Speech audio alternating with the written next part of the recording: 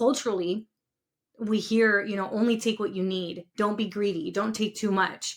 And I want you to know that even though this comes from a good place, and yes, we should never be greedy, the definition of greed is the intense and selfish desire for something, especially wealth, power, or food.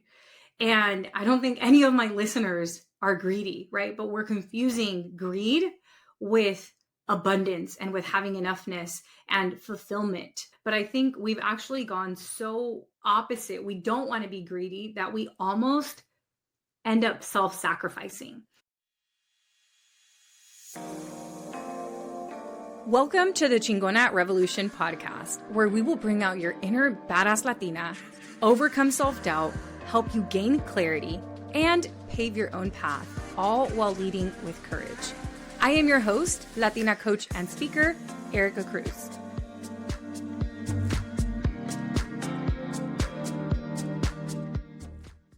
Hello, friends. Welcome back to Chingona Revolution podcast. This is your host, Erica Cruz, and today I want to talk to you about manifestation.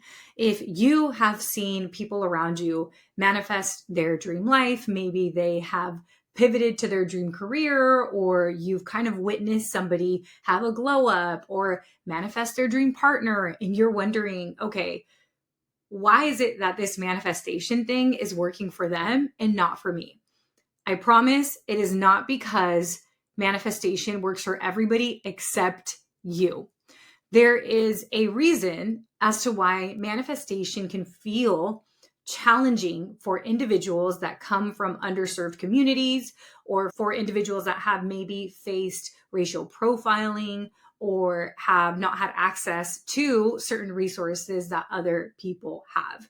So as we talk about being a woman of color, being Latina, being a daughter of immigrants, being an immigrant yourself, maybe, we are set with certain beautiful traditions, but also some narratives and cultural conditionings that do not serve us when it comes to manifestation. So I briefly talked about this in the webinar that I taught, the 90-day manifestation path. So if you did listen to that episode, this is going to be a little familiar, but with all of the things going on in Los Angeles with the ICE raids and the racial profiling that's going on around Latinos, it is causing the community to want to hide. Because if you or a family member doesn't have legal status, or I don't know, maybe for some reason, right, you feel like, oh, if I'm caught, I may be deported, the family may be separated. This is causing an immense amount of fear. I mean, I have friends and acquaintances and clients who have legal status and their whole family has legal status, but it's still causing a fear of going out and doing things.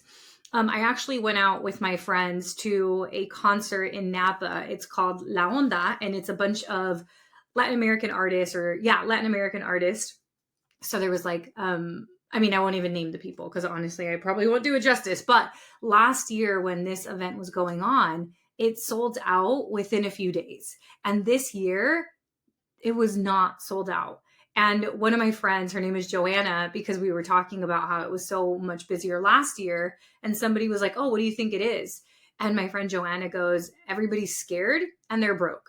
And I was like, wow, you are so right. People do not want to go out and about. And this is before all the raids were happening in Los Angeles. Just think about slavery. Whenever something like this occurs, the community that's targeted isn't trying to go out and be like, woohoo, look at me. Quite the opposite is happening. It's really causing a lot of fear, a lot of anxiety, a lot of uncertainty, fear of being separated from your family, fear of not being able to like build the life that you had immigrated for. Again, and these are even people who do have legal status. It's causing ripple effects in the community. So just thinking about that specific circumstance, that specific thing that's occurring, it is causing people to not want to be seen. And now if we think about this from a manifestation perspective, if this is all about wanting to create something that we haven't created before and allowing ourselves to fully believe in ourselves. Can you see how different events like this can affect the community? So this isn't the first time that the immigrant population, specifically the Latin American immigrant population, has been targeted. This has happened many times in history. And research shows that that trauma can be passed down through 3 generations. So let's say that your grandmother came to the States and she was undocumented, and maybe her husband was deported and she was pregnant with your mom. Well, the trauma that your grandmother experienced, what could be passed down to, and not just, yes, of course, eye color and skin color and hair type are all things that could be passed down, but research also shows us that this type of trauma also can be passed down. So your grandmother can then pass that down to your mother, and your mother could then pass that down to you. So if you have this crazy fear of posting on social media, even though it's something you desire doing, it could literally not even be your own trauma. It could be generational. And when we look at manifestation from this perspective, it makes so much sense why manifesting is different for us as individuals of color coming from underserved communities. Because remember that we do not manifest what we want. We manifest what we believe we are worthy of. And it's hard to be in worthiness, and it's hard to be in the receiving mode when we are in survival mode, when we are under a lot of stress, a lot of fear. Because this is something that I learned from Joe Dispenza's work, where if we are in survival and worried about our safety and our well-being, it's not a time to go create the life we want. It's literally a time to seek and find safety. So if our community is being targeted and people are not even feeling safe enough to go to work, they're not even feeling safe enough to go outside, of course it's going to be difficult for our community to go and manifest an abundance of money, or to manifest this career that we've been wanting, or to go pursue our goals. We can't be in survival and creation at the same time. And in order to manifest, we have to be in creation. Because the thing is that if we are in survival, guess what we're manifesting? We're manifesting more survival. So if you've ever looked at other people, maybe colleagues or people you went to college with, or friends that you've had that come from a different background than you, and you see that manifestation is so easy for them, it's not that there's something wrong with you and you're not doing anything wrong. It's simply that manifestation does work a little bit different when you have had cultural conditioning the way that underserved communities have. However, I don't want you to think that manifestation isn't possible for us. It is. It just requires us to be aware of what it is that's blocking these manifestations. So these attacks on immigration are one big aspect that's present, right? And that's why I use that example. But there's also generational narratives that we hear a lot. You must work really hard if you want to be successful, right? That is a belief that we have been taught. And if you heard my manifestation framework episode, the BFF method, if you remember, the B stands for belief. And the thing is, we don't manifest what we want. We manifest what we believe we are worthy of. We manifest what we believe is possible, and we manifest what we believe we can achieve. And if we have the belief that we must work really hard in order to be successful, guess what's going to happen? You're going to work really hard to be successful, because your brain doesn't know the difference between reality and what it is that you're actually telling it. So your brain's job is to confirm the message that you are giving it. So if you're telling it, oh, we have to work really hard in order to be successful, that's literally what you're going to keep reproducing. Also, whenever we hear, oh, just be grateful for what you have, don't dream bigger. Or, I had so much more than my parents did. And yes, while we should always be grateful for what we have, that many times is keeping us small, and it's not allowing us to grow, and it's keeping us in our comfort zone. And then we wonder why we feel unfulfilled. But culturally, we hear, only take what you need. Don't be greedy. Don't take too much. And I want you to know that even though this comes from a good place, and yes, we should never be greedy, the definition of greed is the intense and selfish desire for something, especially wealth, power, or food. And I don't think any of my listeners are greedy, right? But we're confusing greed with abundance and with having enoughness and fulfillment. But I think we've actually gone so opposite. We don't want to be greedy that we almost end up self-sacrificing. And I see this with my clients where they want to start a coaching business, but they feel bad for charging for their services. So then they self-sacrifice and they don't have a problem offering the free service, but then they don't ever make it into a real side hustle or a real job until they start making money from it. And the thing is, when people pay money, they pay attention, right? So when people are paying for a service, they take it way more serious. So they end up in this cycle of, oh, I don't want to charge until we can really work through this block. And then that's when they start building the confidence. They know they're not taking advantage of people. And the thing is that when you want to manifest, manifestation works when it benefits the greater good. If you were literally trying to manifest and take advantage of people, the universe is not on your side. God is not on your side. Source is not on your side. Mother Nature is not on your side whenever you're looking to be malicious or be, mean or take advantage of people. Typically, the universe is on your side whenever you are doing something for the greater good. And all of my clients have a purpose-driven goal. Usually they want to start a business because they want to give back. Usually they want a more purposeful career because they want to have meaning in their career. They want financial freedom, not because they want money, but because they want to spend time with their kids, right? It's always about the greater good. There's always a good purpose and meaning behind it. So this idea of, oh, you're going to be greedy, that is definitely a block that everybody in our community needs to work through, because the advice of, just like say affirmations or make a vision board, well, it could work for other people who didn't grow up with these blocks. It can be difficult for us because you can wake up every morning and say the affirmations you want. But if you don't believe those affirmations, or if you have a competing belief, let's say that the affirmation you say every morning is wealth flows freely to me, but yet you feel like you can't even buy a cup of coffee because you don't actually believe that wealth flows easily to you. Or perhaps you're too scared to ask for a raise at work because you don't feel like you're worthy enough. That affirmation is not going to work for you until you begin to believe it. And in order for us to start to believe, we have to be aware of what our blocks are. And that is what sets us apart from other groups who maybe have a little bit more privilege, or maybe grew up already believing that, oh yeah, like your money can work for you. Money's easy to come. Money's not evil. Money comes and it goes, and it's part of life. And money's what we use to exchange services. People literally grew up like that, right? People grew up with literally a savings account in their name and a college fund for them and stocks under their name, even though a lot of the people who listen to this are probably first-time wealth builders, right? Or probably first-time entrepreneurs. And we've had to learn a lot of these things on our own. So it's not that manifestation doesn't work for you. It's not that affirmations don't work for you. It's just that there's an extra step for us to check our beliefs.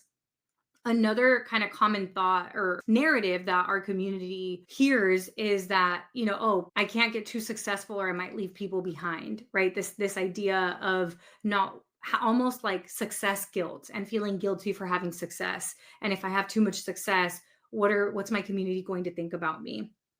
Another thing is that we definitely lack representation, right? How many women of color have we seen living the life that we want?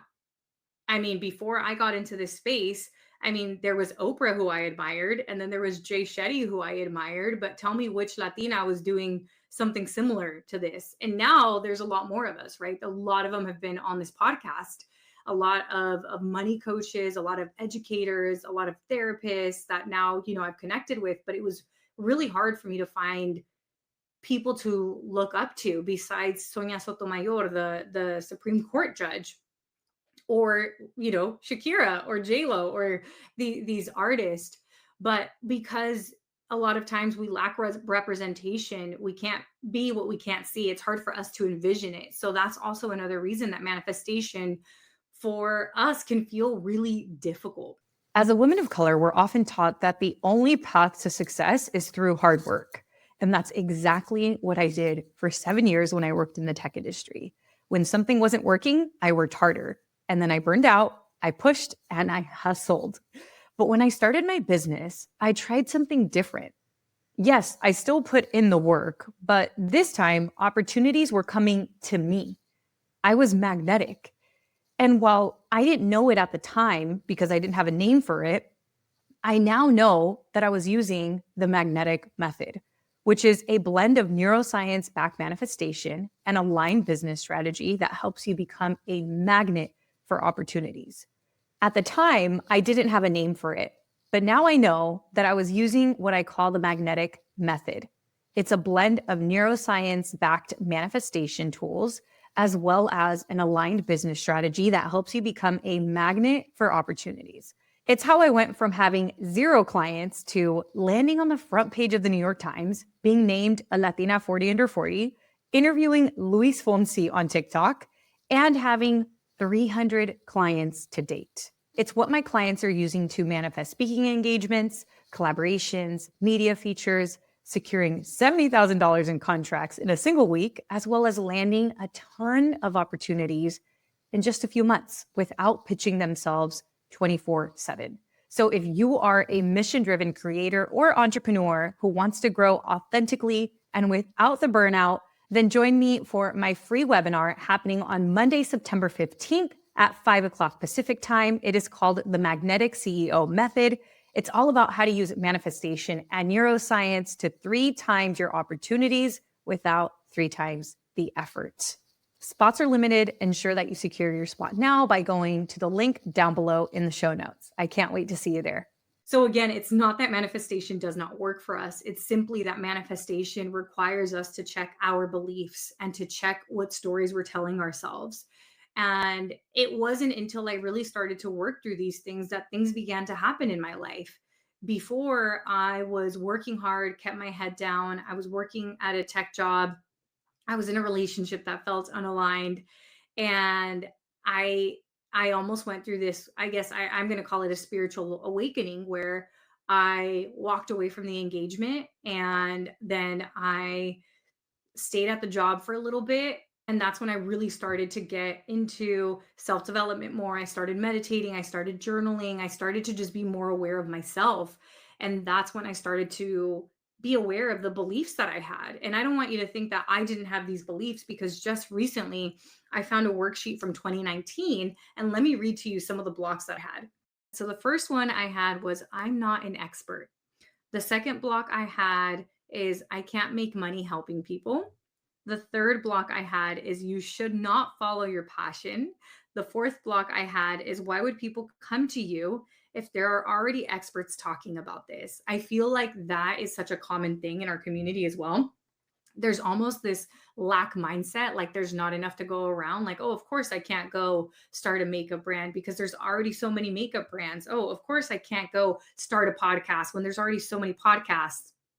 But none of those makeup brands or none of those podcasts are you with your unique perspective.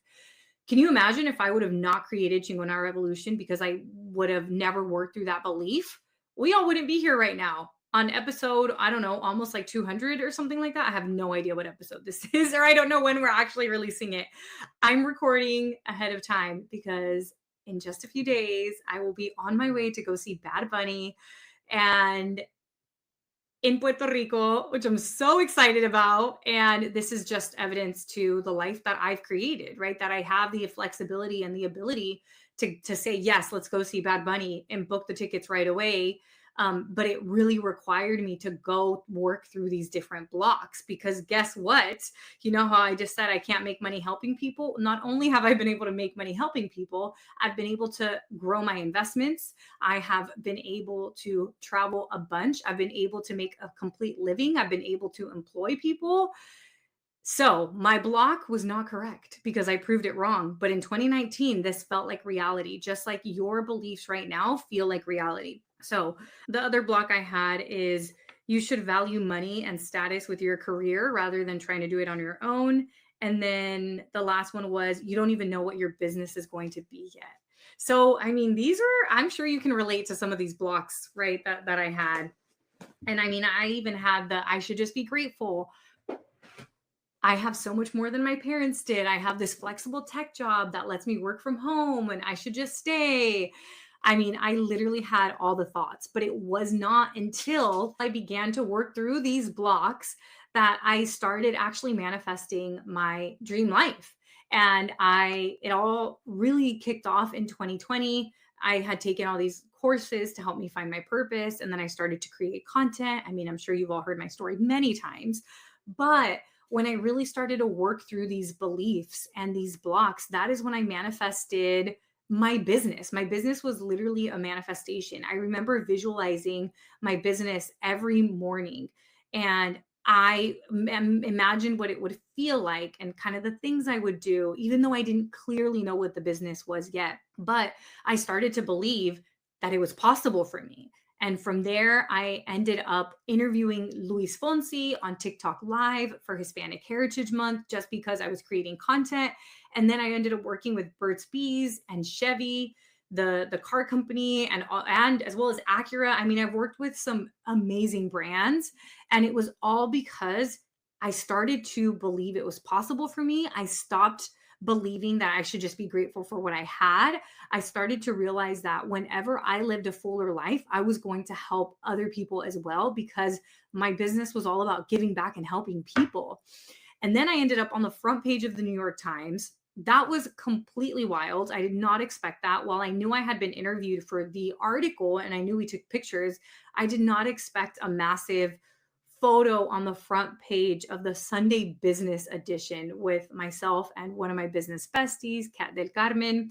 And this didn't happen just because I was like saying affirmations that I didn't believe. It happened because I did the work to face my fears and I did the work to face my beliefs, and I got support and I moved with courage. Like, I wasn't sure of every step. I was scared a lot of the different times. So I hope you have enjoyed this podcast episode on why it is that manifestation works different for us as women of color, as Latinas. If you've not listened to the BFF Method podcast episode, I highly suggest. I'm going to ask my podcast editor and producer if she could please put that episode down below in the show notes, because that is a great episode to go back to. I am going to leave you with some action items. Let's just do a quick little recap. So why is it that affirmations or vision boards or just, speaking to the universe isn't enough for us as women of color? It's because we have these generational narratives that have told us to just be grateful for what we have and to not be greedy, and that it requires a lot of hard work for us to be successful. And a lot of these beliefs that, although they had good intention, they haven't served us in living fuller lives. And honestly, when we stay small, the community stays small. So we do a disservice to everybody around us when we stay small. So in order for us to begin to manifest the life that we want, it requires us to face our beliefs and face these blocks that we have about what's possible for us, and pretty much work on our worthiness. That is the key to manifesting what we want. Because again, I've said this so many times, we don't manifest what we want, we manifest what we believe we are worthy of. And as women of color, as Latinas, society has told us that we aren't worthy of a lot. Even our own culture has told us, just be grateful for what you have. Don't ask for too much.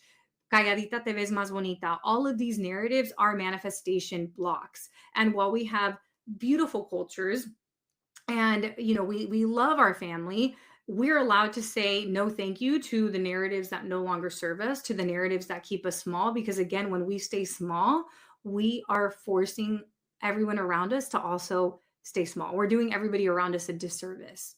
In order for us to manifest, we can manifest. We're actually really good at manifesting, because look at historically everything that you've done. You've gone through some really hard stuff.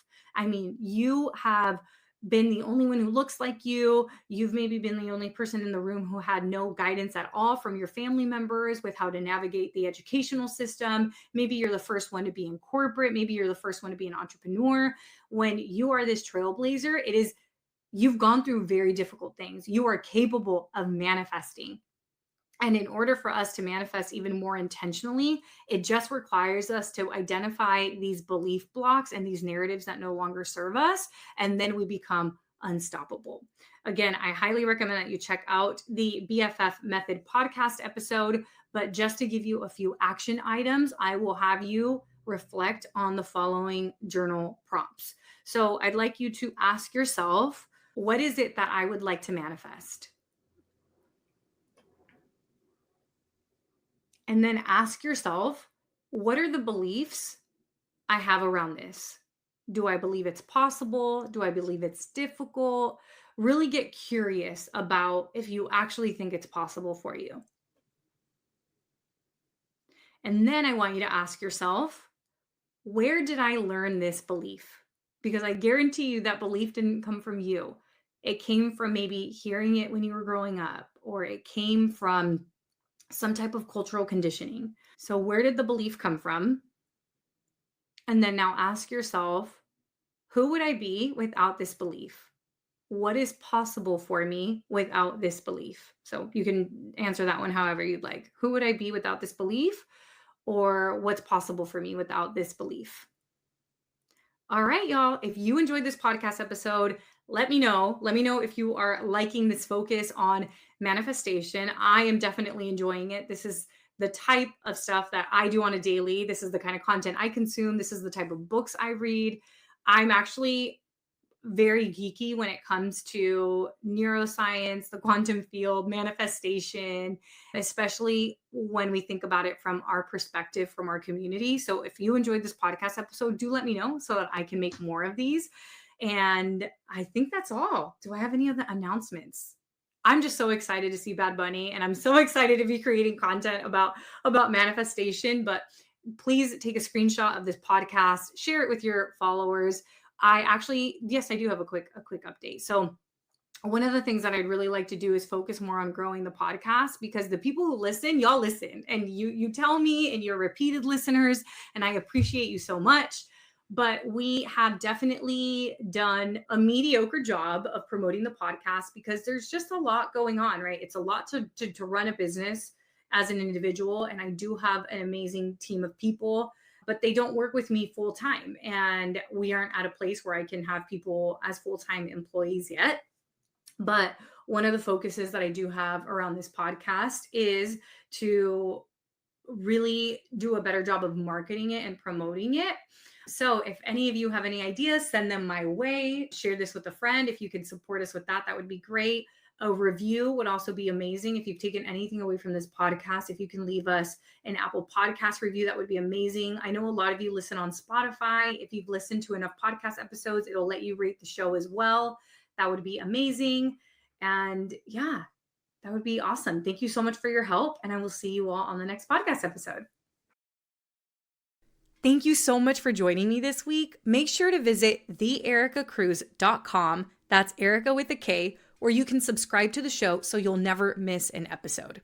You can help this podcast grow by supporting me with an Apple Podcast rate and review. If you took anything away from this episode, I invite you to take a screenshot and share it on social media so that your favorite badass Latinas can also check it out.